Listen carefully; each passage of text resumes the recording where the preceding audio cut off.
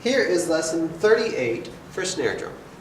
We will play numbers 85, 86, and 87. You've already looked through it and you're ready to go. So let's talk about a couple things to make sure that we know. At the beginning, measure 2. How do we count that? Since you've already practiced it, you should know how to count it. You should have 1, rest, and 3. 1 and 2 and 3. That's how that should go. So first two measures we have 1, 2 and 3 and 1 and 2 and 3 and.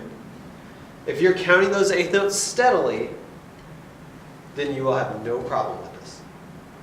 Okay? With that said, look at that one measure repeat sign on measure 6. Okay, that tells you to repeat the previous measure. So at measure 5, we'll have rest and 2 and 3 and rest and 2 and 3 and 1 and 2 and 3 and 1. So if you're counting your eighth notes steady, that's the key. If you're not counting eighth notes, you have no hope of playing this correctly. If you're counting your eighth notes, you have no problem. Okay? Take a look at this last two measures. We have 1 and 2 and 3 and 1 and. 1 and 2 and 3 and 1. Make sure that you've got that counting. If you need to go back and review that, do that now. Don't memorize how this sounds. Learn how to count it, and you will become the best percussionist in our band. All right, let's play 85. 1, 2, ready, and.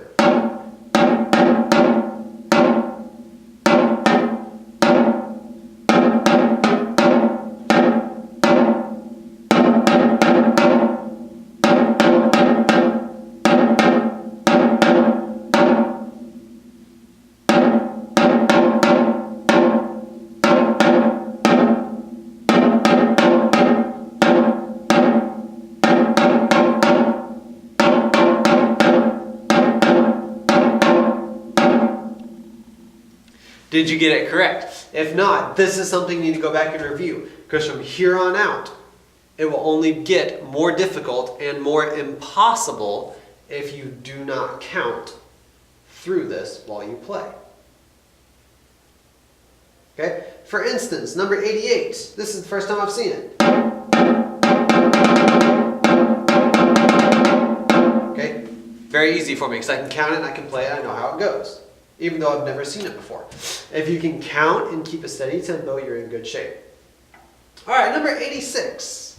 This is our buzz rolls, or multiple bounce stroke. All right, here we go. 1, 2, 86, and.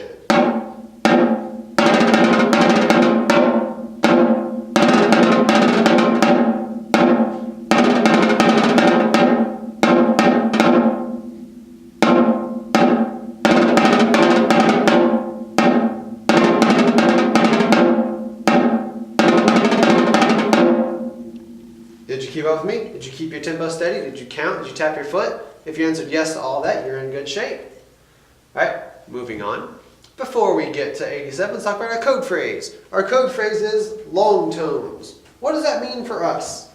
Not much, because when the band does long tones, we'll be doing rudiments or rhythm exercises. But you know, long tones for band, or for instance, mallets, that is a way to improve your tone quality, or in our case, technique. Okay? You can do long tones on here and just roll.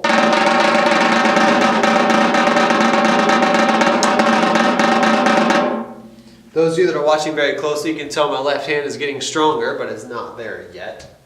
All right, let's go on to number 87. 1, 2, ready, go.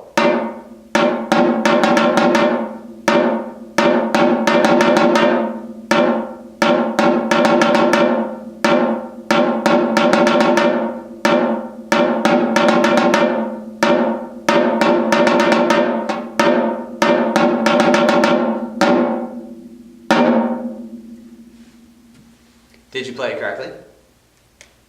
If you did, it felt very, very repetitive. When you repeated it, did you play the exact same every time? And if you played the exact same every time, was it correct? Okay? This is a technique builder. If you can play it the same way without changing it, then you have good technique. Now, go back and reverse it, okay? Left hand first. Here we go. 1, 2, reversing the sticks. And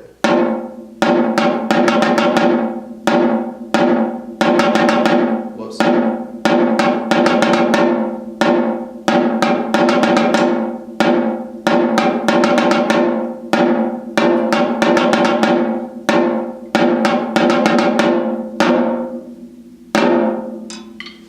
If you had trouble reversing it, then go back and practice it some more. Obviously, I need to practice that a little bit because I missed that one note in my right hand, okay? But did you hear what I just said? I missed one note, so I have to go back and practice it. What we do in music is we shoot for perfection. Missing one note will make a piece sound really bad. So we have to make sure that we are doing our absolute best all the time. That was lesson 38. Thanks for joining me.